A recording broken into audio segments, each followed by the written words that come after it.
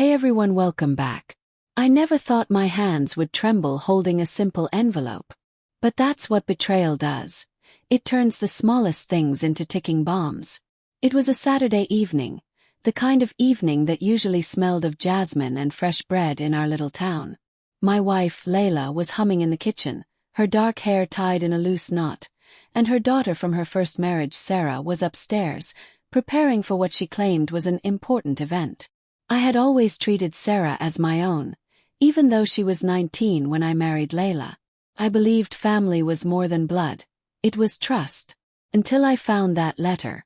It wasn't even hidden well, just slipped into the side of her handbag, a crumpled piece of paper with a man's handwriting I didn't recognize. I can't stop thinking about last night. You said he would never know. That one line ripped a hole in my chest. My vision blurred as my hands gripped the letter tighter. My first instinct was denial. Maybe it was a misunderstanding, a message sent by mistake. But the rest of the letter. The words, "I miss your skin, your whispers, your promises." There was no misreading that.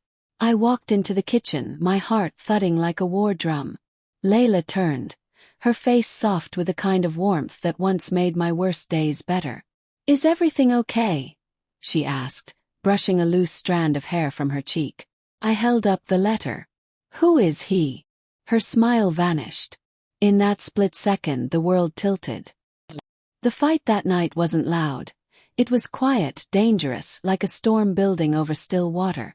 She denied it at first, said it was nothing, said I was imagining things. But the tremor in her voice betrayed her. Hours passed, words turned to shouts, and when I finally left the room, I felt like a man stripped of everything. My pride, my trust, my marriage. I didn't sleep that night. I stared at the ceiling until dawn, thinking of every moment I had been faithful, every time I had sacrificed to make our life easier.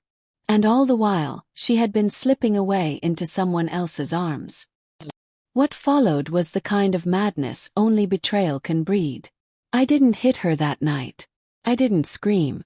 But something in me snapped, that quiet, patient part of me that had always believed love could fix anything. Over the next few days, word spread, maybe because I wanted it to. Maybe because I stopped hiding my anger. In our town, shame was a public affair. When people whispered, they didn't whisper out of kindness. They whispered because they wanted to see blood.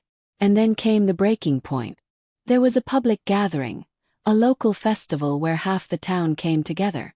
I saw her there, dressed in the same shawl I once bought her, laughing with friends as if nothing had happened. And in that moment I lost control. My hands, the same hands that once held her gently, became weapons of humiliation. I dragged her to the center of that crowd and lashed out, not with a belt, but with words first. I exposed her betrayal to everyone. I told them how she had made a fool of me. And when the shouting became a frenzy, I picked up that cursed rope and whipped her. Not once, not twice, but again and again. I can still hear the gasps, the phones recording, the crowd watching like it was some ancient punishment unfolding before their eyes. 300 strikes. By the time it ended, she wasn't crying. She wasn't begging. She just looked at me, her eyes cold, empty, as if I had become a stranger. And maybe I had. I expected her to leave, to run to the man she betrayed me with. But she didn't. She stayed silent. And that silence was more dangerous than her betrayal. Days passed. I was called a hero by some, a monster by others. But one night, as I sat alone, nursing my guilt and my fury, I heard the door slam downstairs. 'Twas Sarah.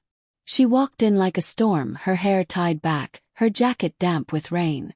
There was something in her stance, controlled, coiled, dangerous. "I heard what you did," she said, her voice steady but her eyes blazing. "She betrayed me," I muttered. "She deserved it." "No one deserves that," Sarah replied, stepping closer. "Not like that. Not in front of everyone." There was a pause. Then she said something that froze me. "Do you even know who I am to her? What I've done for her?" I frowned. "You're her daughter." She smiled bitterly. "I'm her fighter, her shield. I've been boxing for 5 years. I'm a champion now." "She never told you, did she?" Because you never asked. Her words hit harder than any punch. That night, everything unraveled. Sarah told me things I never bothered to know. How her mother worked 2 jobs before I came into their lives. How she sacrificed her own dreams to raise a child alone. How this affair wasn't as simple as I wanted to believe. She met him before you, Sarah said quietly. She tried to end it when you married her, but he didn't stop. He blackmailed her with things you'll never understand. My heart thudded. You're saying she didn't want this. I'm saying, Sarah whispered, that you turned her shame into a spectacle without ever knowing the truth. The next morning I went to see Layla. She was sitting by the window, her face bruised. Not from my hands that night, but from the whispers that followed. Our home felt like a graveyard of memories. I know what you did, I said. Why didn't you tell me? She looked up, her eyes wet. Would you have believed me? Or would you have whipped me anyway? I didn't answer. Because I didn't know. The truth came slowly, painfully. The man she had been seeing was her former boss. A man with power over her past debts, threatening to destroy her reputation and her daughter's career if she didn't comply. She had been trapped, and I, the man who vowed to protect her, had become the one to finish the job he started, breaking her. And what of Sarah? She didn't forgive me. Not at first. There was a distance now, a wall between us that felt unbreakable. Months passed. The videos of that night went viral. Husband punishes wife, they called it. I was suspended from my job, shunned by some, pitied by others. Layla filed for divorce not out of anger, but because she couldn't look at me anymore. And yet, she never pressed charges. Not once. The last time I saw her was at one of Sarah's matches. The crowd roared as Sarah won in the 3rd round. Her fists raised, her face fierce and radiant. She didn't look at me, but when she embraced her mother, I saw something break inside me. The life I could have had, the family I destroyed with my pride. Do I regret exposing her betrayal? Well, Betrayal is a wound that festers in silence. But I regret how I did it. I regret letting the town's hunger for drama dictate my actions. I regret that I never asked why before I acted.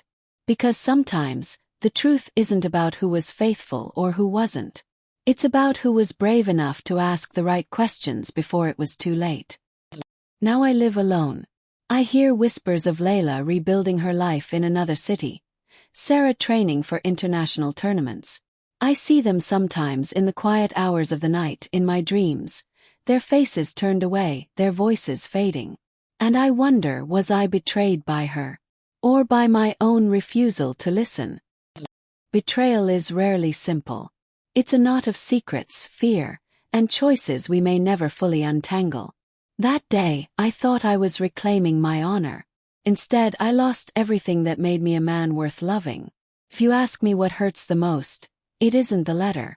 It's the silence that came after. The end.